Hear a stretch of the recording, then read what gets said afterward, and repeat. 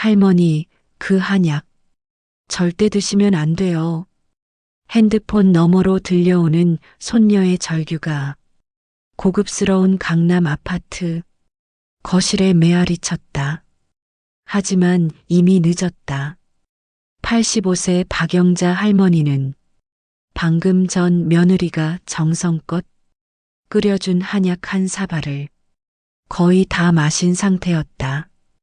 은색 스테인리스 찻잔 바닥에 남은 검은 찌꺼기들이 마치 불길한 예언처럼 일렁이고 있었다. 30년간 한의원을 운영해온 노련한 경험이 순간 온몸에 경고음을 울렸다. 입안에 맴도는 이상한 쓴맛, 평생 약재를 다뤄온 혀가 감지한 낯선 화학적 냄새가 목구멍 깊숙이 배어들었다. 할머니는 아직 몰랐다. 평생 믿어온 가족이 자신에게 어떤 끔찍한 짓을 저지르려 하는지를.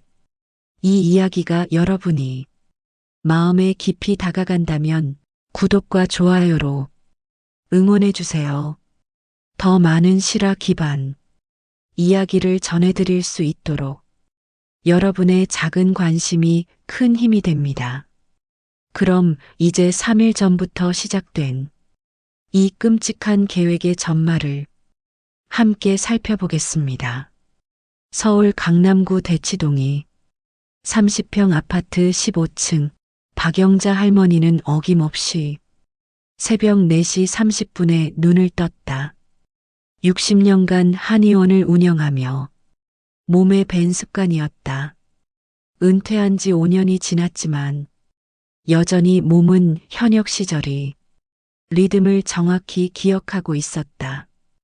침실 창문 사이로 스며드는 새벽 공기는 차갑고 맑았다. 도심 속이지만 15층 높이에서 바라본 한강이 저 멀리 희미한 은빛 띠처럼 흘러가고 있었다. 남편을 떠나보낸 지 10년, 처음엔 적막함이 견디기 어려웠지만 이제는 혼자만의 고요한 시간도 나쁘지 않았다. 영자는 무릎이 뻣뻣한 다리를 조심스럽게 침대에서 내려놓았다. 85세의 나이에도 불구하고 등은 고닫고 걸음걸이는 단단했다. 평생 한약재를 우리고 찌으며 단련된 손목과 어깨, 무거운 약탕기를 옮기며 다져진 하체 근육 덕분이었다. 거실로 나온 영자의 시선이 자연스럽게 베란다로 향했다. 3평 남짓한 베란다 공간은 온통 초록빛 작은 정원이었다. 도라지, 더덕, 인삼, 천마 크고 작은 화분 20여 개가 질서정연하게 배치되어 있었다. 각 화분마다 손글씨로 적힌 작은 팻말이 꽂혀 있고 물 주는 날짜와 상태까지 꼼꼼히 기록되어 있었다. 스테인리스 물뿌리개에 미지근한 물을 받아 하나하나 정성스럽게 물을 주기 시작했다. 각 화분마다 필요한 물이 양도 주는 방법도 달랐다. 도라지는 뿌리가 깊어 충분히, 인삼은 과습을 피해 조금씩, 더덕은 잎에 물이 닿지 않게 조심스럽게 30년 전 남편과 함께 키우기 시작한 이 약초들은 이제 그녀 삶의 전부였다. 손가락 끝으로 만져보는 잎사귀의 촉감이 오늘따라 더욱 생생하게 느껴졌다. 도라지 잎의 거친 표면, 인삼잎의 부드러운 질감, 더덕 줄기의 탄탄함 코끝에 스며드는 은은한 약초 향기까지도 그녀에게는 하루를 시작하는 소중한 의식이었다. 평소보다 이른 시간에 울린 전화벨 소리가 조용한 아파트에 날카롭게 울려 퍼졌다. 영자는 놀란 듯 손을 멈췄다. 물뿌리개에서 떨어지는 물방울 소리가 베란다 타일에 똑똑똑 연속으로 떨어졌다. 새벽 5시에 전화라니. 혹시 무슨 응급 상황이라도 생긴 건 아닐까? 서둘러 거실로 향한 영자의 심장이 두근거렸다. 슬리퍼 끌리는 소리가 마루바닥에 메아리치며 그녀의 불안감을 증폭시켰다. 핸드폰 화면을 보니 발신자는 둘째 아들 박민수였다. 30대 후반의 민수가 이렇게 이른 시간에 전화할 리는 없는데 평소 늦잠꾸러기인 아들이 새벽에 전화하다니. 떨리는 손으로 통화 버튼을 누른 영자의 목소리에는 걱정이 진하게 배어나왔다. 혹시 교통사고라도 났나? 아니면 병원에라도 실려간 건 아닐까? 아들의 목소리가 들리기까지 그 짧은 순간이 영원처럼 느껴졌다. 민수의 목소리는 평소와 달리 다정하고 부드러웠다. 결혼 후 점점 연락이 뜸해지며 건조해진 대화와는 완전히 다른 톤이었다. 마치 오랫동안 연습한 대사를 읽는 듯한 어색한 자연스러움이 있었다. 그의 숨소리마저 평소보다 조심스럽고 계산된 것 같았다. 영자는 안도의 한숨을 쉬었다. 다행히 사고는 아닌 것 같았다. 하지만 동시에 의아함이 밀려왔다. 이런 시간에 이런 톤으로 전화하는 아들이 낯설었다. 30년 넘게 키워온 아들이지만 오늘의 목소리는 마치 다른 사람 같았다. 평소 안부 인사도 형식적으로 하던 아들이었다. 댁에 잘 지내시죠? 네, 잘 지내요. 정도로 끝나던 대화가 이렇게 자세한 질문으로 이어지다니. 건강은 어떤지, 어디 아픈 곳은 없는지, 요즘 뭘 하며 지내는지까지 영자는 기분이 좋아졌다. 나이가 들수록 자식들의 관심이 더욱 소중하게 느껴졌다. 민수의 목소리에 미묘한 설렘이 감돌았다. 마치 오랫동안 준비한 무언가를 제안하려는 듯한 조심스러움이 있었다. 전화기 너머로 들리는 미세한 숨소리까지도 평소와 달랐다. 뭔가 중요한 말을 하기 전에 긴장감이 역력했다. 민수가 결혼한 지 5년, 며느리 수진과의 관계도 그럭저럭 무난했지만 집으로 초대받은 적은 손에 꼽을 정도였다. 보통은 밖에 레스토랑에서 만나거나 영자가 근처까지 나가는 것이 전부였다. 집에서의 식사는 명절이나 특별한 날에만 있는 일이었다. 며느리 수진이가 요리를 해준다는 말에 영자는 더욱 놀랐다. 평소 시어머니 건강을 걱정한다며 짠 음식, 기름진 음식 먹지 말라고 잔소리하던 며느리였다. 외식을 할 때도 항상 싱거운 음식만 주문하라고 신신당부하던 그녀가 오히려 특별 요리를 해준다니 가슴 한편이 따뜻해지는 동시에 뭔가 어색함도 느껴졌다. 영자의 얼굴에 미소가 번졌다. 그동안 조심스러워하던 며느리가 자신을 위해 요리를 준비한다니 이보다 더 기쁜 일이 어디 있을까? 하지만 동시에 마음 한구석에서는 왜 갑자기라는 의문이 고개를 들었다. 뭔가 특별한 이유라도 있는 건 아닐까? 민수의 목소리가 갑자기 조심스러워졌다. 마치 중요한 부탁을 하려는 듯 망설이는 기색이 역력했다. 전화기 너머에서 들리는 미세한 호흡 소리가 평소보다 거칠어진 것 같았다. 뭔가 말하기 어려운 부탁이라도 있는 듯했다. 큰아들 민석에게는 말하지 말라는 부탁이었다. 영자는 미간을 찌푸렸다. 왜 큰아들에게는 말하지 말라는 걸까? 형제 사이가 나쁜 것도 아닌데 오히려 민석이 더 효자였다. 명절 때마다 빠지지 않고 안부를 묻고 용돈도 꼬박꼬박 드렸다.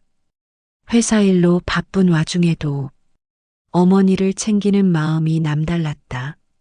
민수가 제시한 이유는 그럴듯했다. 큰아들 민석은 대기업에 다니며 항상 바쁘게 살았고 가족이 모이면 자연스럽게 업무 얘기가 줄을 잃었다. 회사에서 승진했다. 새로운 프로젝트를 맡았다. 그런 이야기들 때로는 동생이 소외감을 느낄 수도 있겠다는 생각이 들었다. 영자는 둘째의 배려심이 기특했다. 전화를 끊고 나서도 영자는 한참 동안 핸드폰을 바라봤다. 검은 화면에 비친 자신의 모습이 어쩐지 낯설어 보였다. 주름진 얼굴과 희끗희끗한 머리카락, 그리고 의아해하는 표정. 둘째의 갑작스러운 변화가 반갑기도 했지만 한편으로는 뭔가 석연치 않았다. 베란다로 다시 나간 영자는 도라지 화분을 어루만졌다. 하얀 꽃봉오리들이 막 피어나려는 참이었다. 꽃봉오리를 만지는 손끝에서 미세한 떨림이 느껴졌다. 30년 전 시어머니께 처음 베어 키우기 시작한 도라지였다. 시어머니는 도라지가 기관지에 좋다며 매년 가을이면 뿌리를 캐서 말려두곤 했다. 그날 하루 종일 영자의 마음은 들떠 있었다. TV를 봐도 내용이 머리에 들어오지 않았고 평소 즐겨보던 아침 드라마도 재미없게 느껴졌다. 자꾸만 토요일 저녁이 생각났다. 화면 속 등장인물들의 대화도 귀에 들어오지 않고 광고 시간에는 멍하니 천장만 바라보고 있었다. 48시간 후 또다시 이른 아침 전화가 울렸다. 이번에도 민수였다. 영자는 약간 의아했다. 어제 통화한 지 하루도 안 지났는데 또 전화라니. 평소 한 달에 한 번도 채 연락하지 않던 아들이었는데 이틀 연속으로 전화하다니. 침실에서 일어나 거실로 나온 영자의 머리카락은 한쪽으로 눌려 있었다. 수면 부족으로 인한 피로감이 얼굴에 드러났다. 전날 밤 토요일 만남, 생각에 잠을 설쳤던 것이다. 이불을 뒤척이며 밤새 상상했다. 며느리가 어떤 음식을 준비할까, 어떤 대화를 나눌까. 민수의 목소리에는 묘한 조급함이 깔려 있었다. 마치 시간에 대해 매우 민감해하는 듯한 느낌이었다. 전화기 너머로 들리는 배경 소음도 평소와 달랐다. 뭔가 서둘러 움직이는 듯한 소리들, 책상을 두드리는 소리, 발걸음 소리가 있었다. 이번엔 정말 이상했다. 평소 시간에 대해 이렇게 구체적으로 말하지 않던 아들이었다. 대충 저녁 때 오세요. 식사 시간에 맞춰서 오세요 정도였는데 5시라는 정확한 시간을 지정하다니. 마치 무슨 중요한 약속이라도 있는 것처럼. 또 큰아들 얘기였다. 왜 이렇게 민석을 의식하는 걸까? 영자는 점점 궁금해졌다. 형제간에 무슨 갈등이라도 있는 건 아닐까? 평소에는 형 동생하며 잘 지내는 것 같았는데 민수의 목소리에서 뭔가 숨기는 듯한 느낌이 들었다. 평소보다 빠른 말투, 어색한 웃음소리, 마치 대본을 읽는 것 같은 부자연스러움이 있었다. 그리고 중간중간 말을 멈추며 누군가와 눈빛을 주고받는 듯한 정적도 있었다. 전화를 끊은 후 영자는 거실 소파에 앉아 멍하니 창밖을 바라봤다. 15층에서 내려다 보이는 대치동 거리는 이미 출근길 차량들로 붐비고 있었다. 빨간 신호등에 정차한 차들, 횡단보도를 건너는 사람들, 버스 정류장에서 기다리는 학생들. 모든 것이 평범한 일상의 모습이었다. 사람들은 각자의 일상을 살아가는데 자신만 이상한 생각을 하고 있는 건 아닐까?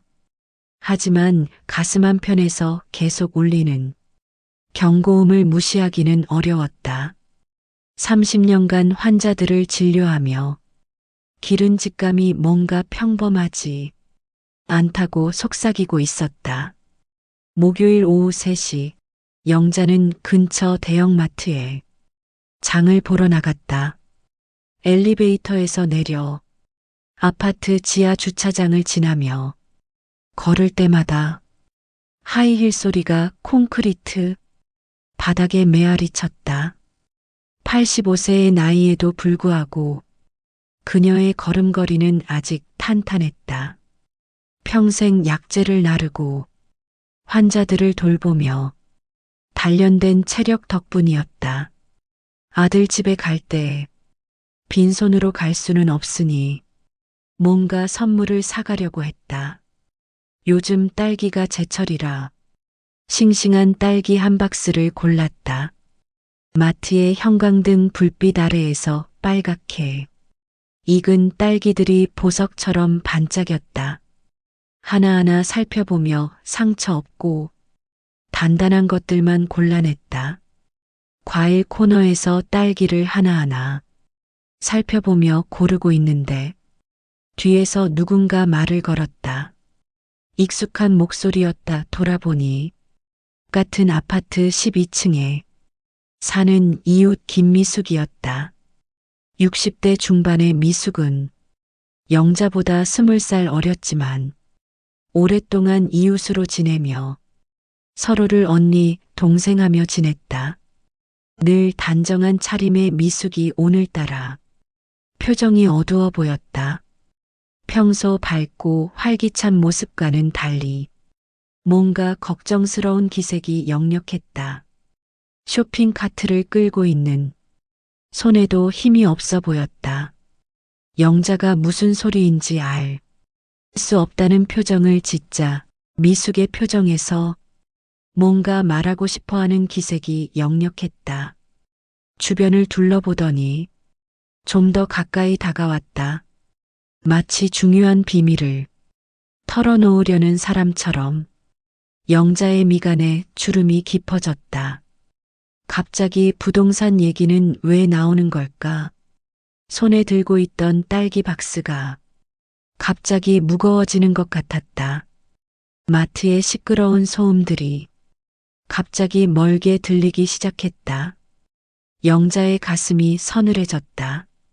차가운 바람이 등골을 타고 올라오는 것 같았다. 아들이 자신 몰래 부동산 시세를 알아보고 있다니 왜? 대체 왜? 혹시 자신이 모르는 어떤 계획이라도 있는 건 아닐까? 미숙의 말에 영자의 머릿속이 복잡해졌다. 마트의 시끄러운 소음들, 마이너스 카트 굴러가는 소리, 사람들의 대화 소리, 계산대에서 나는 삐삐 소리들이 모두 멀게 들렸다. 현실감이 사라지는 것 같았다.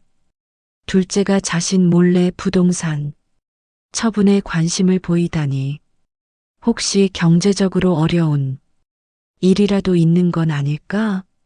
아니면 더 큰 계획이라도 있는 건 아닐까? 상상하기 싫은 생각들이 머릿속을 스쳐갔다. 영자는 마음을 진정시키려 애썼다. 하지만 며칠째 이어지는 아들의 이상한 행동들이 하나씩 연결되기 시작했다.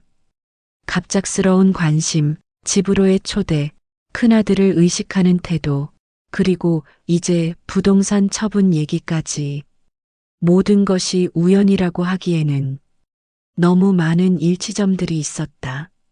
마트에서 나와 집으로 돌아가는 길에 영자는 계속 생각에 잠겼다. 엘리베이터 안에서도 현관문을 열면서도 머릿속은 복잡했다. 복도를 걸을 때마다 슬리퍼 소리가 평소보다 크게 들렸다. 마치 자신의 발걸음이 아닌 것처럼. 거실 소파에 앉아 영자는 깊은 한숨을 쉬었다.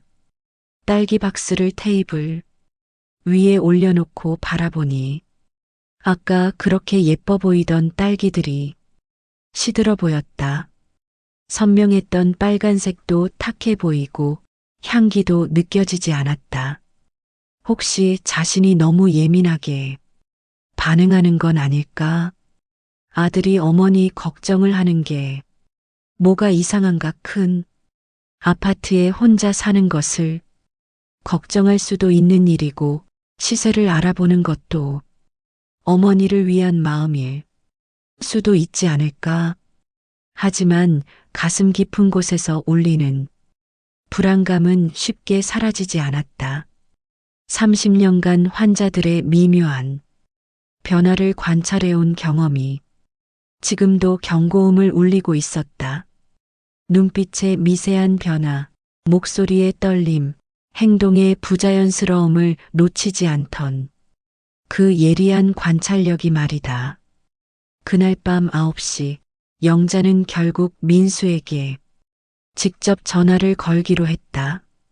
더 이상 혼자 끙끙 앓고 있기보다는 속 시원히 물어보는 게 나을 것 같았다. 침실 침대에 앉아 한참을 망설이다가 용기를 내어 전화번호를 눌렀다. 민수의 목소리가 당황스러워 보였다.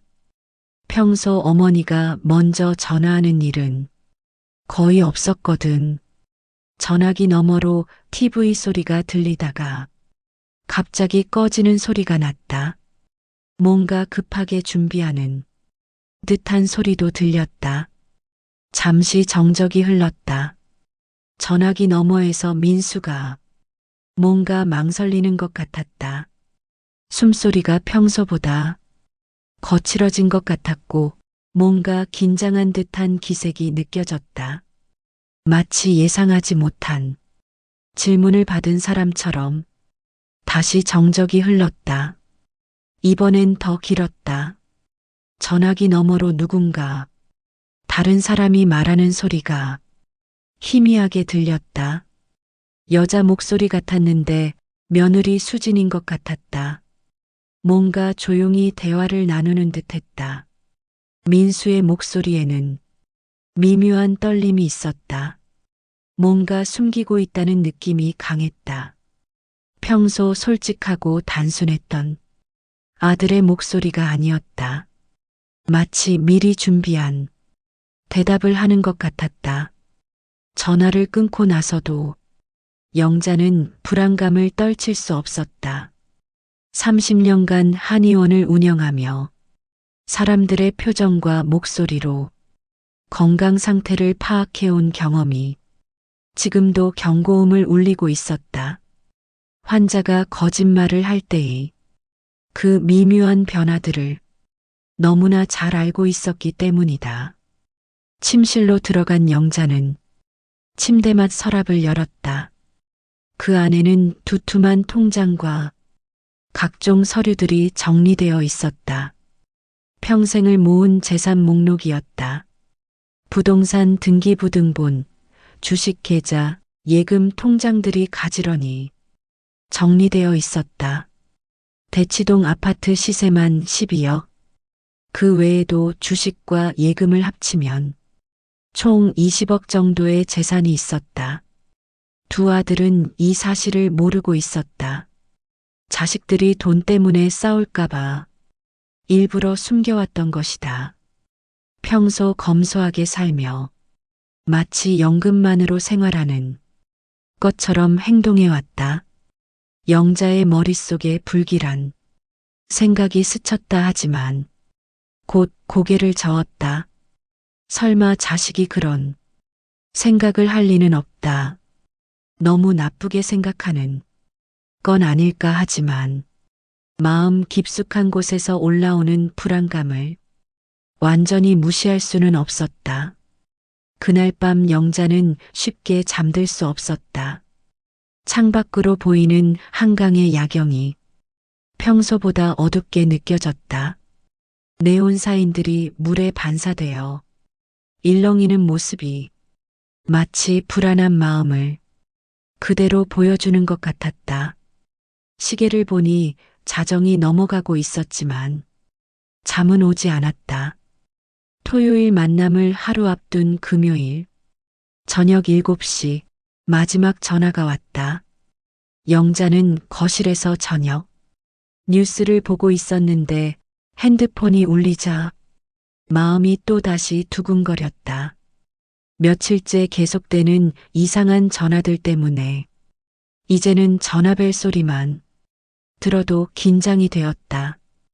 민수의 목소리는 평소보다 더욱 조심스러웠다. 마치 중요한 확인을 하려는 사람처럼 들렸다. 갑자기 웬 약 얘기인가? 영자는 의아했다.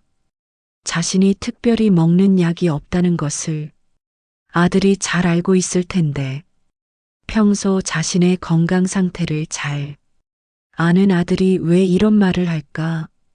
영자는 점점 더 이상함을 느꼈다. 며느리가 시어머니 건강을 걱정하는 것은 좋지만 이렇게 구체적으로 약까지 물어보는 것은 처음이었다. 민수의 목소리가 이상했다. 평소와는 다른 어색함이 느껴졌다. 마치 누군가 옆에서 지켜보고 있는 상황에서 전화하는 것 같았다. 중간중간 말을 멈추는 것도 그렇고 숨소리도 평소와 달랐다. 전화를 끊고 영자는 약장을 열어봤다. 몇 개 안 되는 약품들이 정리되어 있었다. 소화제, 파스, 감기약 정도가 전부였다. 85세 치고는 정말 건강한 편이었다.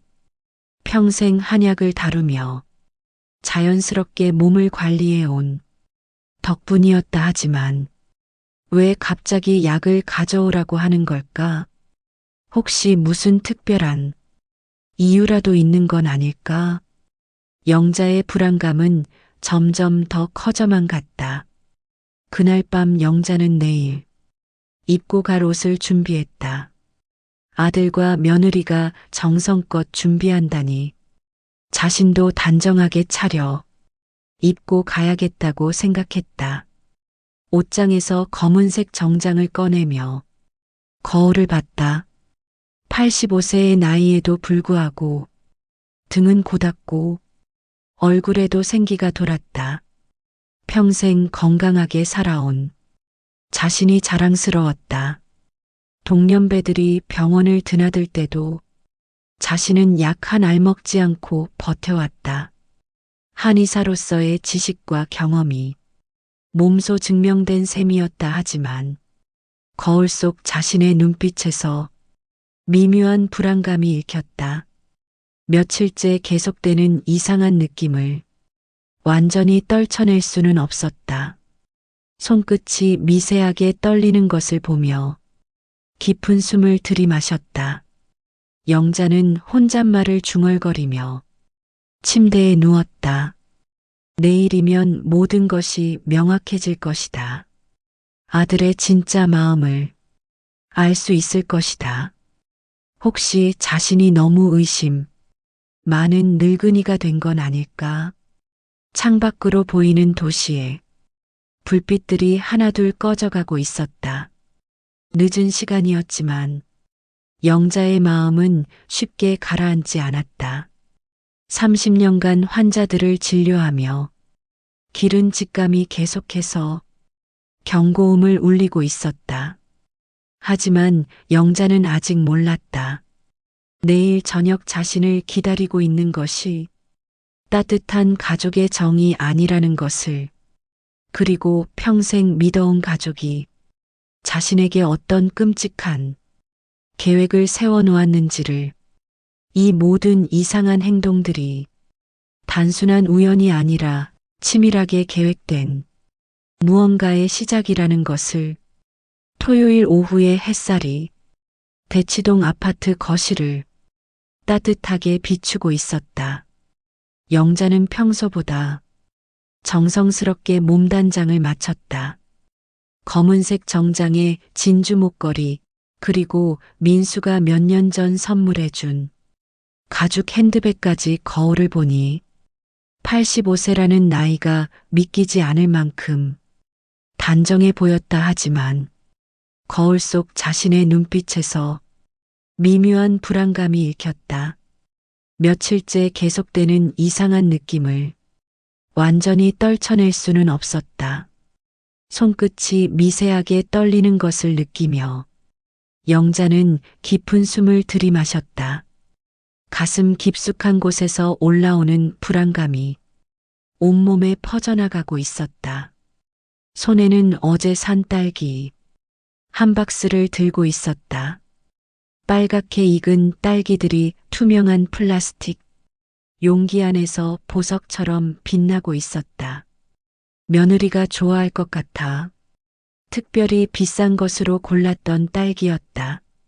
하나하나 정성스럽게 고른 딸기들이지만 오늘따라는 왠지 무겁게만 느껴졌다. 현관문을 나서기 전 영자는 한 번 더 뒤돌아봤다. 30년간 살아온 이 집이 오늘따라 유난히 아늑하게 느껴졌다. 베란다의 약초들이 석양빛에 물들어 더욱 푸르게 보였다. 마치 작별 인사라도 하는 듯한 기분이 들어 가슴 한편이 짠해졌다. 약초들에게 작은 인사를 한 영자는 현관문을 닫고 엘리베이터를 탔다. 1층으로 내려가는 동안 가슴이 두근거렸다. 기대감과 불안감이 뒤섞인 복잡한 감정이었다. 엘리베이터 거울에 비친 자신의 모습이 평소보다 창백해 보였다.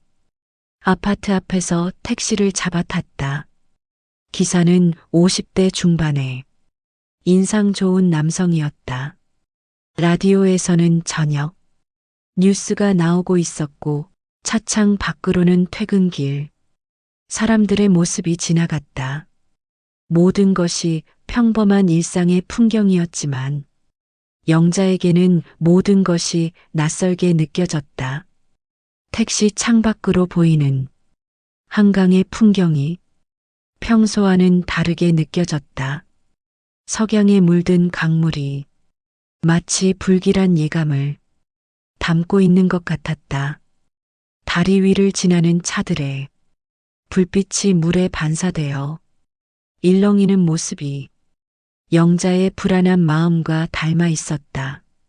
40분 후 택시는 일산의 한 아파트 단지 앞에 도착했다. 20층짜리 고층 아파트들이 즐비하게 서 있는 신도시의 전형적인 풍경이었다. 영자는 택시비를 지불하고 아파트 입구로 걸어갔다. 발걸음이 평소보다 무거웠다.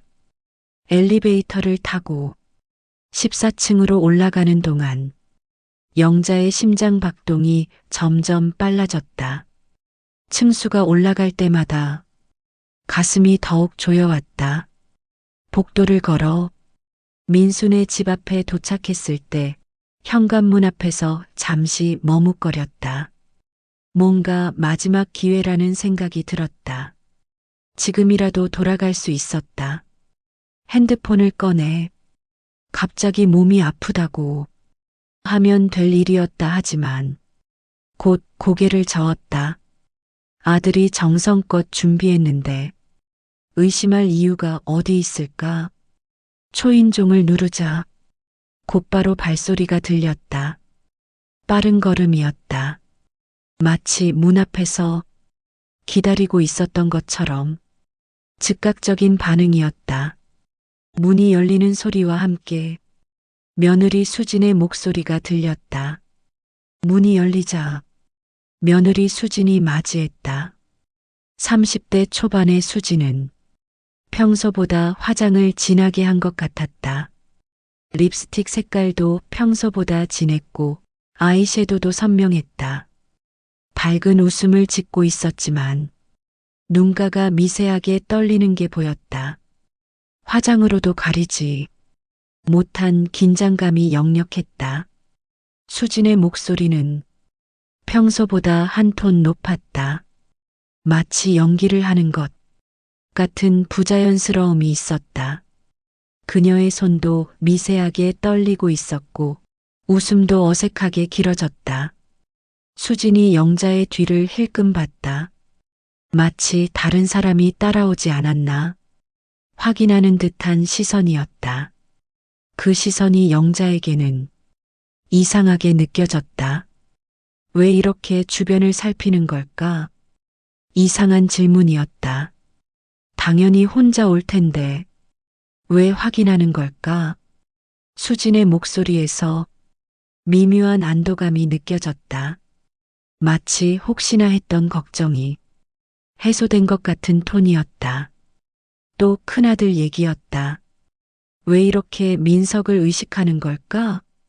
수진의 목소리에서 미묘한 긴장감이 느껴졌다.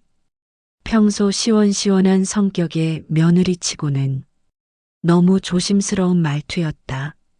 수진의 표정이 살짝 안도하는 것 같았다. 그리고 뒤를 돌아보며 뭔가 신호를 보내는 듯했다. 마치 약속된 사인을 주고받는 것처럼 보였다. 신발을 벗고 거실로 들어선 영자는 깜짝 놀랐다. 식탁 위의 광경이 예상을 훨씬 뛰어넘었다. 마치 생일상이라도 차린 줄 알았다. 하지만 뭔가 부자연스러웠다. 마치 무대 세트 같은 느낌이었다.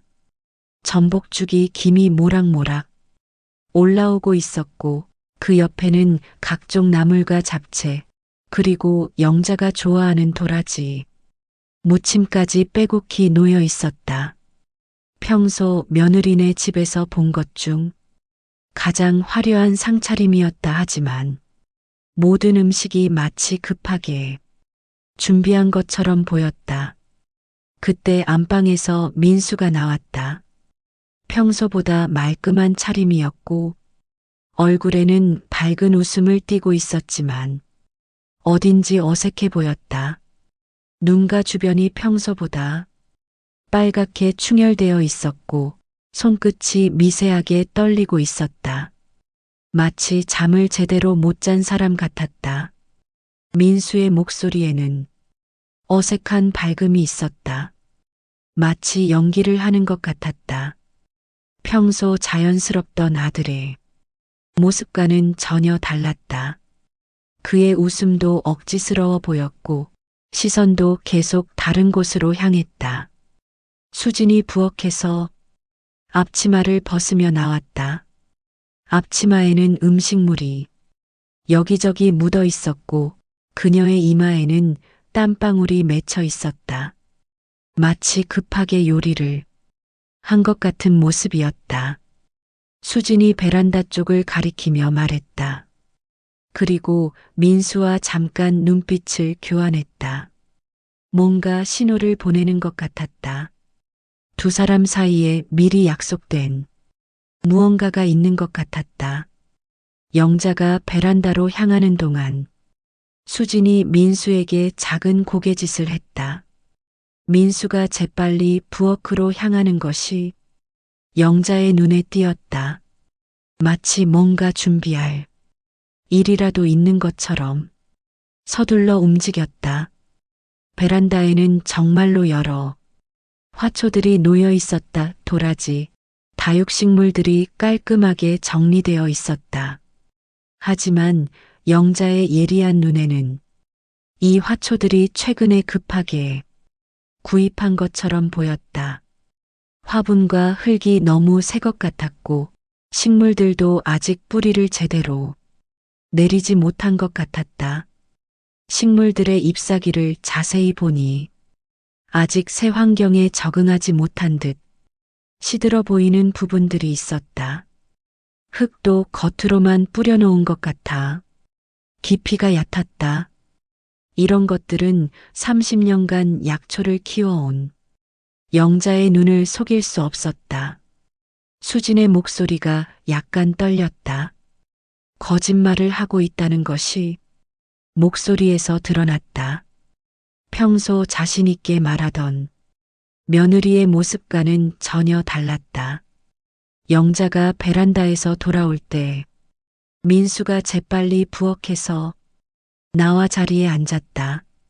마치 아무 일도 없었다는 듯이 하지만 그의 이마에는 미세한 땀방울이 맺혀 있었고 숨소리도 거칠어져 있었다. 수진이 영자를 상석에 앉혔다. 의자를 빼주면서도 계속 영자의 표정을 살폈다. 마치 기분이 어떤지 확인하려는 듯 그녀의 손이 의자 등받이를 잡고 있는데 손가락 마디가 하얗게 될 정도로 힘이 들어가 있었다. 영자가 자리에 앉자 민수가 재빨리 부엌으로 들어갔다. 잠시 후 손에 작은 약포를 들고 나왔다. 약포는 평범한 한약재 포장지 같았지만 뭔가 어색한 점이 있었다. 글씨가 인쇄된 것이 아니라 손으로 쓴 것 같았다. 영자가 약포를 받아들었다. 겉보기에는 평범한 한약재 가루 같았다. 하지만 냄새를 맡아보니 이상했다. 30년 한의사 경험으로도 정확히 뭔지 알 수 없는 냄새였다. 한약재 특유의 향과는 전혀 다른 뭔가 인공적이고 화학적인 냄새가 섞여 있었다. 민수가 대답했지만 시선이 계속 다른 곳으로 향했다. 거짓말할 때의 전형적인 행동이었다. 그의 목소리도 평소보다 높았고 말의 속도도 빨랐다. 수진이 부엌에서 주전자를 가져와 물을 끓이기 시작했다. 가스레인지에 파란 불꽃이 주전자 밑을 핥았다. 물이 끓는 소리가 거실까지 들렸지만 왠지 불길하게 들렸다. 평소 익숙한 소리인데도 오늘은 달랐다. 영자는 약포를 다시 한번 자세히 살펴봤다. 한약재 특유의 냄새와는 다른 뭔가 인공적인 냄새가 섞여 있었다. 가루의 색깔도 평소 보던 한약재와는 미묘하게 달랐다. 더 하얗고 고운 입자들이 섞여 있는 것 같았다. 수진이 끓인 물을 작은 찻잔에 부었다. 투명한 유리컵에 뜨거운 물이 담겼다. 그리고 약포의 가루를 천천히 부었다. 검은 가루가 물에 섞이면서 탁한 갈색 액체가 되었다 하지만 영자의 예리한 눈에는 뭔가 이상한 점이 포착되었다. 가루가 물에 완전히 녹지 않고 바닥에 가라앉는 것 같았다. 그리고 물 표면에 기름막 같은 것이 보였다. 평소 한약을 우릴 때와는 전혀 다른 모습이었다. 그때 핸드폰이 울렸다. 벨소리가 거실에 크게 울려 퍼졌다. 민수와 수진이 깜짝 놀라며 서로를 바라봤다. 마치 예상하지 못한 일이라는 듯 얼굴이 창백해졌다. 두 사람의 반응이 너무 과격했다. 영자는 핸드폰을 확인했다. 발신자는 손녀 미영이었다. 큰아들 민석의 딸이었다. 미영이 이 시간에 전화하는 것도 드문 일이었다. 미영의 목소리가 다급했다. 마치 무슨 일이 벌어질 것을 알고 있는 것처럼 숨이 차서 헐떡이는 소리도 들렸다.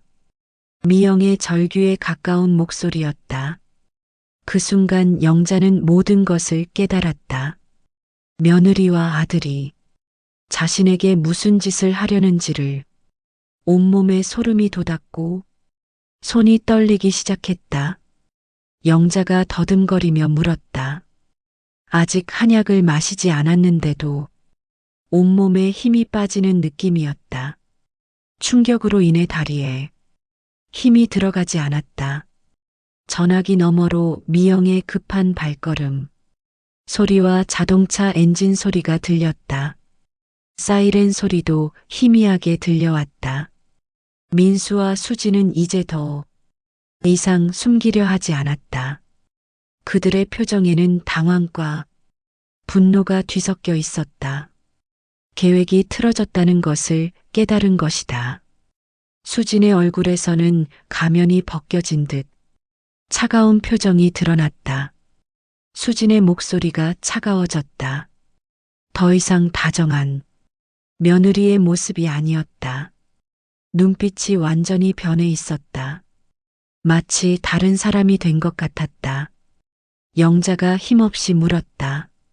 아직 한약을 마시지 않았지만 충격으로 인해 온몸에 힘이 빠지고 있었다. 85세의 몸으로는 감당하기 어려운 충격이었다. 미영이 전화기 너머로 소리쳤다. 목소리에는 간절함과 다급함이 묻어 있었다. 순간 거실에 정적이 흘렀다. 벽시계에 똑딱거리는 소리만 들렸다. 모든 시간이 멈춘 것 같았다. 영자의 눈빛이 변했다. 흐릿했던 정신이 순간적으로 또렷해졌다. 30년간 환자들을 진료하며 기른 그 예리함이 되살아났다. 충격 속에서도 한의사로서의 직감이 살아났다. 영자가 천천히 입을 열었다. 목소리는 떨렸지만 그 안에는 깊은 분노가 끓고 있었다. 청산가리라는 단어가 입에서 나오는 순간 모든 것이 현실로 다가왔다. 민수가 무릎을 꿇었다. 더 이상 숨길 수 없다는 것을 안 것이다. 그의 얼굴은 창백했고 손은 바들바들 떨렸다. 영자가 한약 잔을 들어 올렸다. 떨리는 손이지만 놓치지 않았다. 그 잔 속에 담긴 것이 무엇인지 이제 확실히 알았다. 순간 민수와 수진이 얼어붙었다. 얼굴에서 모든 혈색이 사라졌다. 영자가 잔을 들고 한 걸음 다가갔다 비틀거렸지만 그 모습이 오히려 더 무서웠다. 85세 노인의 분노가 이렇게 무서울 수 있다는 것을 보여주는 순간이었다. 영자가 고함을 질렀다. 85세 노인의 목소리라고는 믿기 어려울 만큼 우렁찼다. 30년간 약초를 다루며 단련된 목소리에 힘이 나왔다. 수진이 벌벌 떨며 뒤로 물러섰다. 평소 자신감 넘치던 모습은 온데간데 없었다. 영자는 분노했다. 목소리에는 배신감과 절망감이 뒤섞여 있었다. 수진이 울기 시작했다 하지만 그것이 진짜 눈물인지 가짜인지 알 수 없었다. 그녀의 울음소리는 거실에 메아리 쳤다. 영자가 코웃음을 쳤다. 허탈함이 섞인 웃음이었다. 그녀는 거실 구석에 서류 가방을 가리켰다. 평소 중요한 서류들을 보관하던 검은 가죽 가방이었다. 민수와 수진이 놀란 표정으로 가방을 바라봤다. 그들의 눈이 커졌고 입이 벌어졌다. 마치 예상하지 못한 폭탄 선언을 들은 것 같았다. 수진이 주저앉았다. 자신들이 얼마나 어리석은 짓을 했는지 깨달은 것이다. 그녀의 온몸이 떨렸고 얼굴은 창백해졌다. 계획했던 사업 때문에 20억을 포기한 셈이었다. 영자가 한약 잔을 바닥에 내려놨다. 찻잔이 테이블에 닿는 소리가 거실에 울려 퍼졌다. 그 소리가 마치 판결이 망치 소리처럼 들렸다. 수진이 울부짖었다. 목소리에는 후회와 절망이 뒤섞여 있었다. 영자가 며느리를 노려봤다. 그 눈빛에는 차가운 분노가 서려 있었다. 영자의 목소리가 차가워졌다. 마치 얼음처럼 차갑고 날카로웠다. 그때 멀리서 사이렌 소리가 들려왔다. 점점 가까워지는 소리였다. 경찰이 오고 있는 소리였다. 민수와 수진의 얼굴이 절망으로 물들었다. 모든 것이 끝났다는 것을 알았다. 영자는 마지막 남은 힘으로 소파에 앉았다. 다리에 힘이 빠져 더 이상 서 있을 수 없었다 하지만 정신만은 또렷했다. 85세의 몸이지만 정신력만큼은 아직 굳건했다. 민수가 다가가려 했지만 영자는 손을 저었다. 그 손짓에는 거부와 실망이 담겨 있었다. 현관문에서 급한 발소리가 들렸다. 여러 명의 발걸음. 소리가 복도에 메아리 쳤다. 미영이 아버지 민석과 함께 경찰 2명을 데리고 뛰어들어왔다. 숨이 차서 헐떡이고 있었지만 할머니부터 먼저 확인했다. 미영이 영자에게 달려가 어깨를 잡았다. 손녀의 따뜻한 손길이 영자에게는 구원처럼 느껴졌다. 영자의 목소리는 약했지만 안도감이 배어 있었다. 정말 아슬아슬한 순간이었다. 경찰이 민수와 수진 앞으로 다가갔다. 2명의 경찰관은 이미 상황을 파악하고 있는 듯했다. 수진이 벌떡 일어나 손사래를 쳤다. 마지막까지 발악하는 모습이었다. 경찰이 식탁 위에 한약 잔을 집어들었다. 증거물을 다루는 경험. 많은 손길이었다. 민수가 떨리는 목소리로 말했다 하지만 그의 말에는 전혀 설득력이 없었다. 경찰이 한약 잔을 코에 가져다 댔다.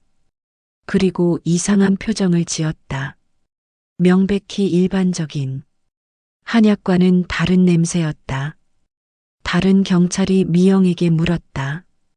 미영은 이미 준비된 서류들을 가방에서 꺼내고 있었다. 미영이 서류를 펼쳐 보였다. 컴퓨터로 출력된 깔끔한 서류들이었다. 모든 것이 체계적으로 정리되어 있었다. 경찰이 서류를 받아보며 고개를 끄덕였다. 증거가 너무나 확실했다. 수진이 갑자기 무너지며 바닥에 주저앉았다. 마지막 희망마저 사라진 것을 깨달은 듯했다. 하지만 이미 모든 것이 드러난 상황이었다. 증거도 확실하고 동기도 명백했다. 영자가 힘겹게 입을 열었다. 목소리는 약했지만 의지는 꺾이지 않았다. 경찰이 영자에게 다가갔다. 노인을 대하는 정중한 태도였다. 미영이 이미 구급차를 부른 상태였다. 상황을 미리 예상하고 모든 것을 준비해왔던 것이다. 그때 멀리서 구급차 사이렌 소리가 들려왔다. 점점 가까워지는 소리였다. 영자가 민수와 수진을 바라봤다. 며느리는 여전히 바닥에 주저앉아 울고 있었고 아들은 벽에 기대어 절망에 빠진 표정이었다. 30년 넘게 키워온 아들의 모습이 아니었다. 민수가 고개를 들어 어머니를 바라봤다. 그의 눈에는 후회와 절망이 가득했다. 영자의 목소리가 떨렸다. 분노보다는 배신감이 더 컸다. 민수가 더 큰 소리로 울기 시작했다 하지만 이미 늦은 후회였다. 영자의 목소리가 차가워졌다. 더 이상 모정도 남아있지 않았다. 구급차가 도착했다. 의료진들이 들 것을 들고 올라왔다. 복도에 분주한 발걸음. 소리가 메아리 쳤다. 미영이 할머니를 가리켰다. 목소리에는 걱정과 안도감이 뒤섞여 있었다. 구급대원이 영자의 맥박을 재고 혈압을 측정했다. 전문적이고 신속한 응급처치였다. 영자가 들것에 누우면서 마지막으로 민수와 수진을 바라봤다. 한때는 가족이라고 믿었던 사람들이었다. 수진이 절규하며 영자에게 달려들려 했지만 경찰이 제지했다.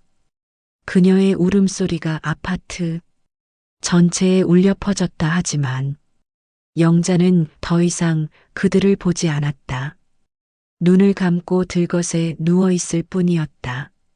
마음의 문을 완전히 닫아버린 것이다. 구급차가 떠나고 나서 거실에는 정적만이 남았다.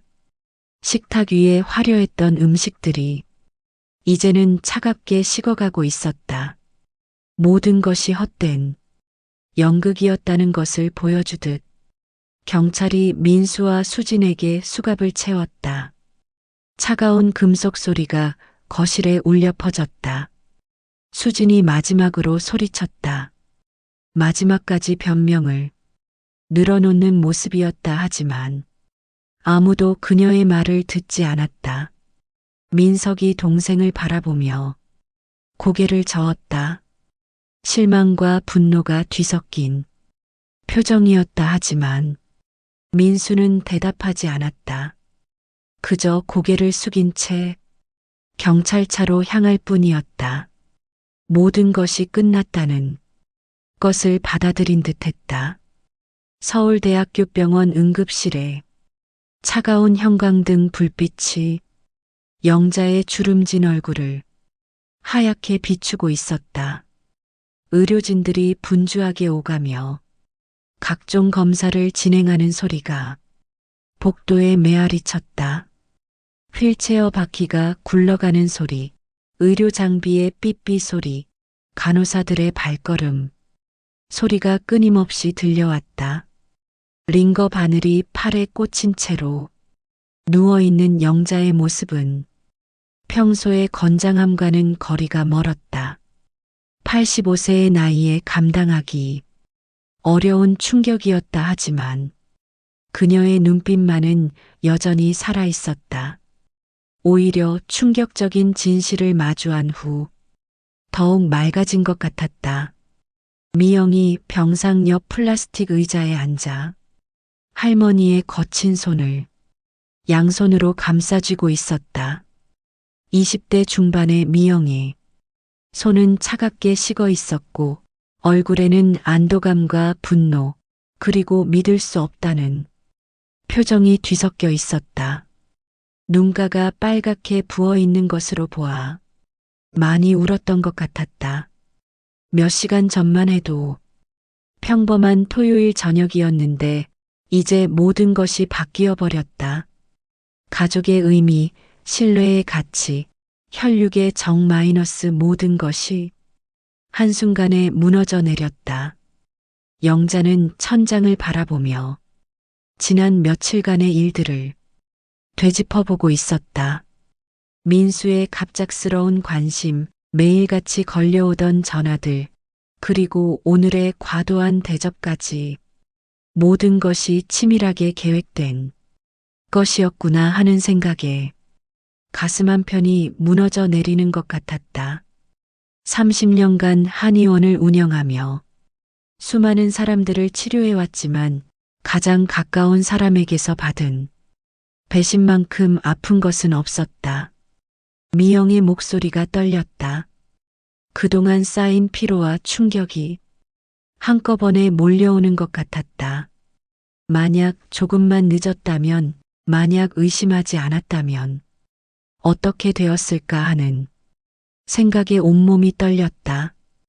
영자가 천천히 고개를 돌려 손녀를 바라봤다. 링거로 인해 팔이 뻣뻣했지만 미영의 손을 꼭 잡았다. 따뜻한 손길이 얼마나 소중한지 새삼 깨달았다. 목소리가 쉬어 있었지만 그 안에는 깊은 감사가 담겨 있었다. 만약 미영이 없었다면 정말 끔찍한 일이 벌어졌을 것이다. 미영의 눈에서 눈물이 흘러내렸다. 아직도 믿기지 않는 일이었다. 평소 자상하다고 생각했던 삼촌과 삼촌댁이 이런 끔찍한 계획을 세웠다니. 그때 병실 문이 열리며 흰 가운을 입은 중년 의사가 들어왔다. 손에는 검사 결과지를 들고 있었고 표정은 심각해 보였다. 의사의 발걸음 소리가 병실 바닥에 조용히 울려 퍼졌다. 의사가 결과지를 펼쳐 보였다. 각종 수치들이 적혀 있었지만 미영에게는 암호 같았다. 그래프와 숫자들이 빼곡히 적힌 의료용지였다. 미영의 얼굴이 창백해졌다. 할머니는 평소에 혈압이 정상이셨는데 이런 충격으로 인해 급격히 상승한 것 같았다. 85세라는 나이를 고려하면 정말 위험한 상황이었다. 정신적 충격이 육체에 미치는 영향은 나이가 들수록 더욱 심각해진다. 영자가 침대에서 몸을 일으키려 했지만 어지러움이 밀려왔다. 링거줄이 팔을 당겼고 온몸에 힘이 없었다. 의사의 말이 끝나고 병실에는 무거운 침묵이 흘렀다. 복도에서는 간간히 간호사들의 발걸음, 소리와 의료 장비 소음이 들렸다. 다른 병실에서 들려오는 환자들의 신음소리도 희미하게 들렸다. 영자가 고개를 끄덕였다. 사실 궁금했던 부분이었다. 어떻게 미영이 이 모든 것을 알 수 있었을까? 미영은 지난 며칠간의 일들을 차근차근 설명했다. 목소리에는 아직도 믿기지 않는다는 느낌이 배어 있었다. 며칠 전부터 삼촌 민수의 행동이 이상했다는 것이다. 갑자기 할머니한테 관심을 보이기 시작했고 보험 얘기도 자주 하고 평소와는 전혀 다른 모습이었다. 미영이 잠시 말을 멈췄다. 아직도 믿기지 않는 일이었다. 가족이 이런 끔찍한 일을 계획할 수 있다는 것이, 사설 탐정을 고용한다는 것도 쉬운 결정은 아니었다 하지만 할머니의 안전이 걱정되어 아버지와 상의한 후 결정을 내렸다. 수진이 여러 온라인 쇼핑몰을 돌아다니며 화학 물질을 소량씩 구입하고 있었다는 것이다. 한 곳에서 많이 사면 의심받을까봐 나눠서 산 것이었다. 정말 치밀한 계획이었다. 영자의 손이 이불 위에서 불끈 쥐어졌다. 그렇게 치밀하게 계획했다는 뜻이었다. 며칠간의 이상한 행동들이 모두 이 계획의 일부였던 것이다. 총액이 4억이 넘는 거액이었다 하지만 아이러니하게도 영자가 실제로 가진 재산의 5분의 1에 불과했다. 영자가 허탈한 웃음을 지었다. 고작 4억 때문에 자신의 목숨을 노렸다니. 그 돈의 몇 배를 이미 가지고 있었는데 말이다. 그때 병실 문이 다시 열렸다. 이번에는 정장을 입은 중년 남성이 들어왔다. 경찰 배지가 보였다. 수첩과 볼펜을 준비한 것으로 보아 진술을 받으러 온 것 같았다. 형사는 수첩과 볼펜을 꺼내며 침대 옆 의자에 앉았다. 경험 많은 형사의 침착한 모습이었다. 영자가 고개를 끄덕였다. 이제 모든 것을 말할 때가 왔다. 숨길 것도 없고 숨기고 싶지도 않았다. 형사가 수첩에 뭔가 적으며 물었다. 체계적으로 사건을 정리해가는 모습이었다. 영자는 오늘 있었던 일을 차근차근 설명했다. 이상한 한약 냄새, 며느리와 아들의 부자연스러운 행동, 그리고 미영의 다급한 전화까지 모든 디테일을 놓치지 않고 설명했다. 형사는 중간중간 세부 사항을 물어가며 꼼꼼히 기록했다. 경험 많은 수사관의 체계적인 조사 방식이었다. 현재 두 용의자는 구속 상태라는 설명이었다. 증거가 명확하고 동기도 분명해서 수사는 빠르게 진행될 것 같았다. 형량에 대한 설명을 들으니 현실감이 더욱 들었다. 정말로 자신의 가족이 범죄자가 되어버린 것이다. 형사가 잠시 망설이더니 영자를 바라봤다. 뭔가 의외의 사실을 발견한 듯한 표정이었다. 미영이 깜짝 놀라며 할머니를 바라봤다. 이런 얘기는 처음 듣는 것이었다. 할머니가 이렇게 많은 재산을 가지고 계셨다니 정말 아이러니한 상황이었다. 만약 민수와 수진이 이 사실을 알았다면 굳이 이런 극단적인 방법을 쓸 필요가 없었을 것이다. 영자가 쓸쓸하게 미소를 지었다. 좋은 의도로 숨겨뒀던 일이 이런 비극을 불러온 것이다. 형사가 일어서며 명함을 건넸다. 수사는 계속 진행될 것이고 필요하면 언제든 연락하라는 의미였다. 3주 후 양평지방법원 제1법정에는 이른 아침부터 사람들이 몰려들었다. 며느리가 시어머니를 독살하려 했다는 충격적인 사건이 언론의 주목을 받으면서 방청석은 기자들과 구경꾼들로 가득 찼다. 85세 전직 한의사와 그의 며느리라는 설정, 게다가 20억이라는 거액의 재산과 청산가리를 이용한 독살 시도라는 요소까지 더해져 연일 화제가 되었다. 법정 밖에는 취재진들이 몰려 있었고 방청석은 일찍부터 만석이었다. 영자는 미영의 부축을 받으며 증인석으로 향했다. 3주간의 회복 기간 동안 몸은 많이 좋아졌지만 마음의 상처는 여전했다. 검은색 정장을 입고 있었지만 그녀의 얼굴에는 깊은 피로감이 역력했다.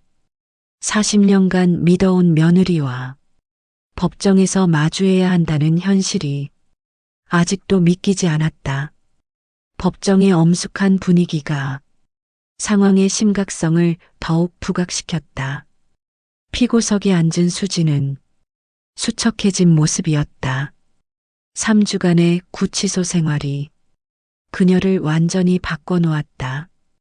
한때 단정했던 얼굴은 창백했고 눈가에는 다크서클이 짙게 드리워져 있었다. 교도관복을 입은 그녀의 모습은 과거의 며느리와는 전혀 달랐다.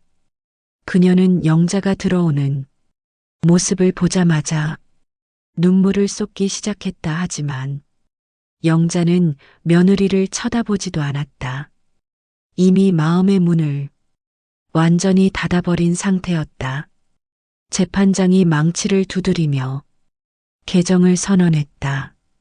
웅성거리던 방청석이 조용해졌다. 법정 특유의 긴장감이 감돌았다. 검사가 일어서서 기소 내용을 낭독하기 시작했다. 피고인들이 피해자에게 청산가리를 투여하여 살해하려 했다는 내용이었다. 방청석에서는 탄식 소리가 새어나왔다. 변호사가 무죄를 주장하며 반박했다. 단순한 실수였고 살인 의도는 없었다는 것이었다. 하지만 증거는 너무나 명확했다. 온라인 구매 기록, 보험 가입 내역, 모든 것이 계획적 범행임을 보여주고 있었다. 영자가 증인석에 섰을 때 법정은 숨막히는 정적에 휩싸였다. 모든 사람들의 시선이 그녀에게 집중되었다. 그녀는 떨리는 목소리로 그날 밤의 일을 증언하기 시작했다. 영자의 목소리는 담담했지만 그 안에는 깊은 상처가 배어 있었다. 5년 결혼 생활 중 처음으로 받은 초대였다는 말에 방청석이 술렁였다. 한의사로서 30년간 쌓은 경험이 그 이상한 냄새를 감지했다는 증언이었다. 전문가의 증언이라 더욱 신빙성이 있었다. 검사의 질문에 영자가 대답했다. 그 순간의 공포와 배신감이 목소리에 고스란히 드러났다. 방청석에서 술렁임이 일었다. 청산가리라는 단어가 법정에 울려 퍼지자 모든 사람들이 긴장했다. 영자는 잠시 숨을 고르고 계속했다. 목소리가 떨렸지만 증언을 이어갔다. 영자의 목소리가 떨렸다. 법정에 있는 모든 사람들이 그녀의 고통을 느낄 수 있었다. 85세 노인이 겪어야 했던 배신감과 공포가 생생하게 전해졌다. 수진이 갑자기 일어서며 소리쳤다. 법정의 질서를 무너뜨리는 행동이었다. 재판장이 조용히 하라고 제지했지만 수진은 계속 울부짖었다. 절망에 빠진 사람이 마지막 몸부림 같았다. 영자가 천천히 며느리를 바라봤다. 3주 만에 처음 마주하는 눈빛이었다 하지만 그녀의 표정에는 연민도 용서도 없었다. 영자의 목소리가 법정에 울려 퍼졌다. 명확하고 단호한 목소리였다. 수진이 주저앉으며 더 큰 소리로 울기 시작했다 하지만 영자는 더 이상 며느리를 보지 않았다. 이미 관계는 완전히 끝났다. 변호사가 정상 참작을 호소했다. 경제적 어려움, 초범, 미수에 그친 점 등을 들며 선처를 구했다 하지만 검사는 계획적 범행이었고 가족을 대상으로 한 중대한 범죄라며 중형을 구형했다. 마지막 최후 진술에서 민수가 일어났다. 그의 모습도 초췌해져 있었다. 하지만 그의 말은 형식적으로 들렸다. 진정한 반성보다는 형량을 줄이기 위한 말로만 들렸다. 수진이 마지막으로 일어섰다. 그녀의 얼굴은 눈물로 범벅이었다 하지만 말을 잇지 못했다. 영자가 완전히 외면하고 있었기 때문이다. 재판장이 판결을 선고했다. 법정에 정적이 흘렀다. 수진이 무너져 내렸다 하지만 영자는 끝까지 그들을 보지 않았다. 법정을 나서는 영자에게 기자들이 몰려들었다. 플래시가 터지고 질문들이 쏟아졌다. 영자가 잠시 걸음을 멈췄다. 그리고 단호하게 말했다. 기자들의 질문에 명확한 답변이었다. 그날 밤 영자는 변호사 사무실에서 유언장을 새로 작성했다. 수진과 민수에 대한 모든 상속권을 박탈하는 내용이었다. 형광등 불빛 아래에서 펜을 들고 있는 영자의 손은 떨리지 않았다. 이미 마음의 결정을 내린 후였다. 평생을 모은 20억의 재산 중 절반은 미영과 민석에게 그리고 절반은 독거노인 지원단체에 기부하기로 했다. 서류에 서명하는 순간까지도 영자의 마음은 흔들리지 않았다. 변호사가 마지막으로 확인했다. 이런 결정은 한 번 하면 되돌리기 어렵다는 것을 알고 있었기 때문이다. 영자의 목소리는 흔들림이 없었다. 이미 며칠 전부터 생각해온 결정이었다. 6개월 후 강남의 아침 공기는 여전히 맑고 시원했다. 영자는 새벽 5시에 눈을 뜨고 베란다의 약초들을 돌봤다. 30년 한의사 시절의 습관은 여전했지만 이제는 마음이 한결 가벼웠다. 법정에서의 대면, 판결, 그리고 새로운 유언장 작성까지 모든 과정을 거치면서 영자는 오히려 마음의 평화를 찾았다. 무거운 짐을 내려놓은 것 같은 홀가분함이 있었다. 재판이 끝난 후 그녀는 새로운 일상을 찾아가기 시작했다. 매주 화요일과 목요일에는 강남구 노인복지관에서 한방 건강 상담을 해주고 있었다. 평생 쌓아온 지식과 경험을 다른 사람들과 나누는 일이었다. 80대 어르신의 감사, 인사를 들을 때마다 영자는 진짜 보람을 느꼈다.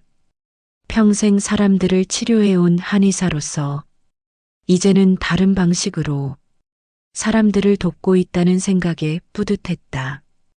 특히 영자가 10억 원을 기부한 독거노인 건강지원재단은 지역사회에 큰 화제가 되었다.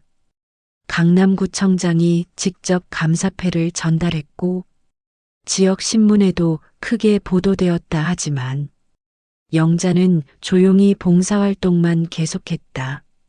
어느 토요일 오후 미영이 할머니를 찾아왔다.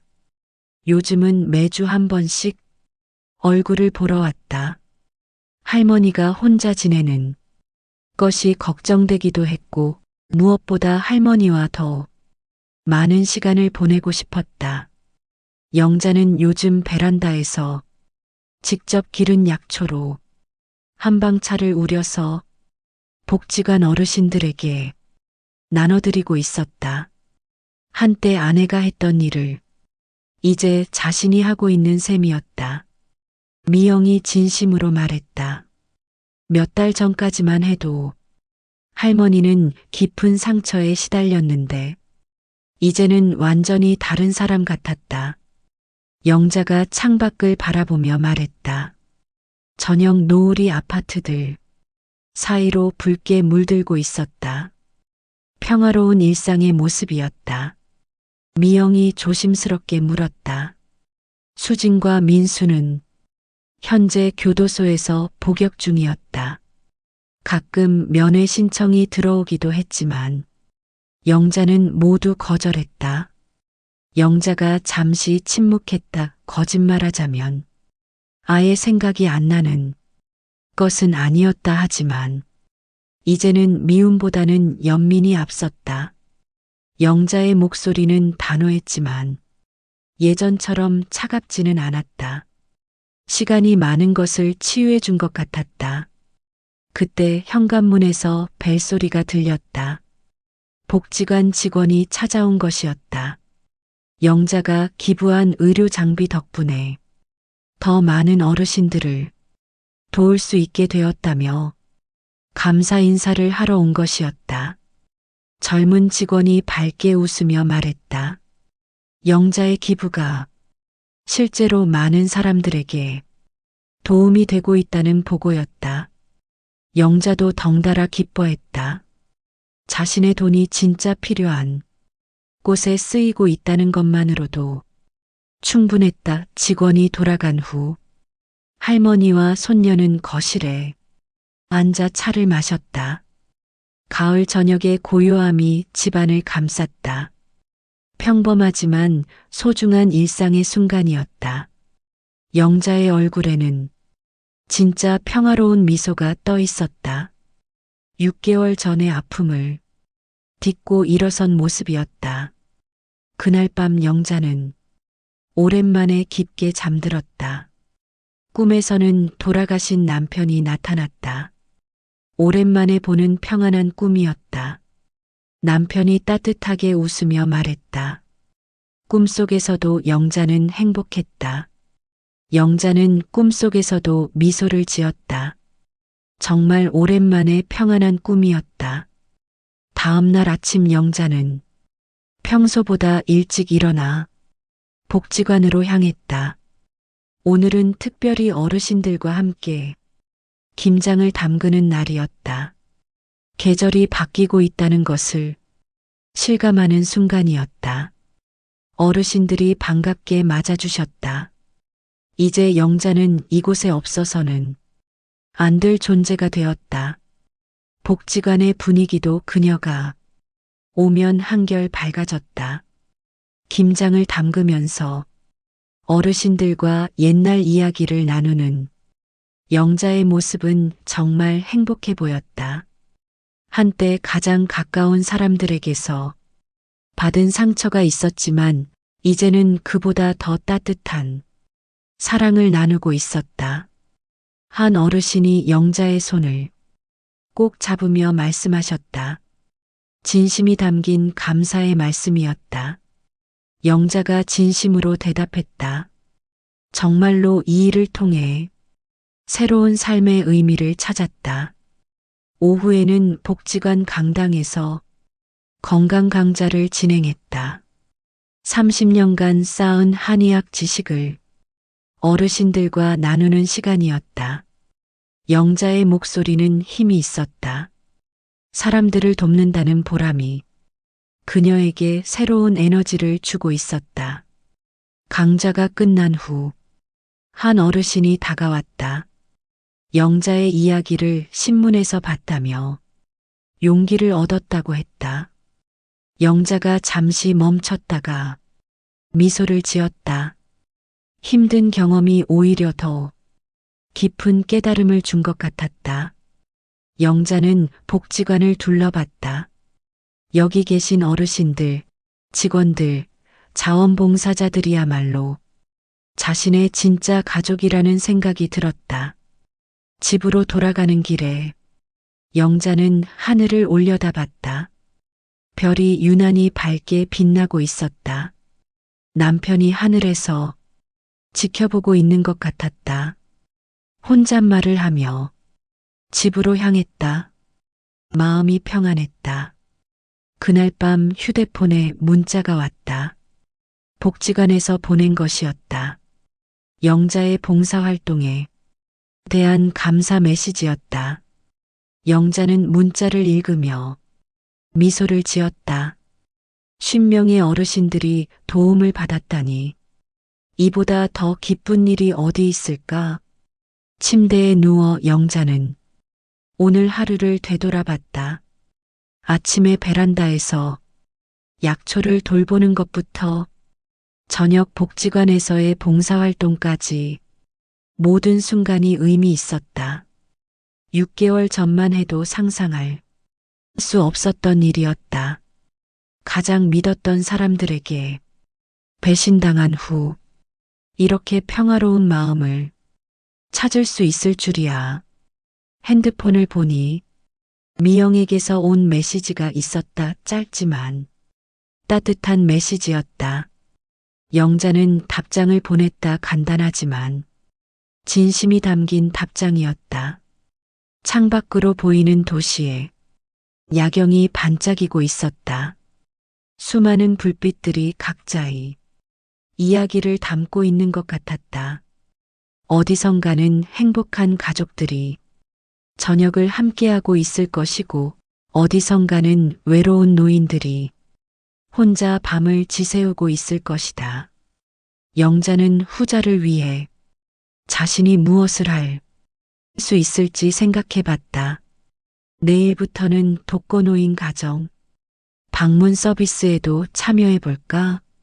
자신의 경험과 지식이 더 많은 사람들에게 도움이 될 수 있을 것이다. 잠들기 전 영자는 침대맡 사진을 바라봤다.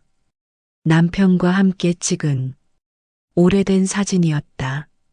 30년 전 한의원을 처음 개업했을 때의 사진이었다.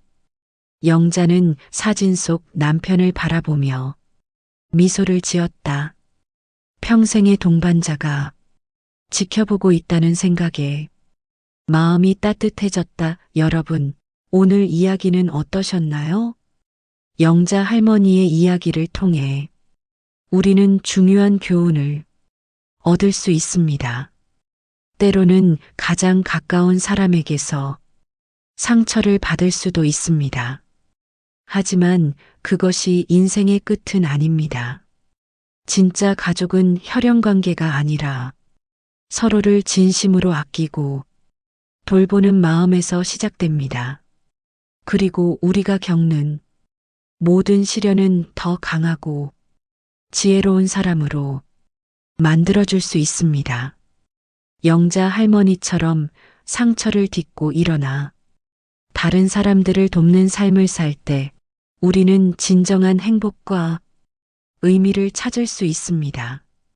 나이와 상관없이 새로운 시작은 언제나 가능합니다. 혹시 주변에 외로운 이웃이나 도움이 필요한 어르신들이 계시다면 작은 관심이라도 보여주세요. 그 작은 관심이 누군가에게는 세상을 바꾸는 큰 힘이 될 수 있습니다. 영자 할머니의 이야기가 많은 분들의 마음을 울렸습니다. 진짜 영웅은 화려한 무대에 서는 사람이 아니라 어떤 상황에서도 포기하지 않고 다른 사람들을 위해 사랑을 나누는 사람이라는 것을 영자 할머니가 보여준 것입니다. 구독과 좋아요는 더 많은 의미 있는 이야기를 전해드리는데 큰 힘이 됩니다. 여러분의 작은 관심 하나하나가 모여 더 나은 세상을 만들어 갑니다. 어디에서 이 영상을 보고 계신지, 그리고 어떤 생각이 드셨는지 댓글로 나눠주세요.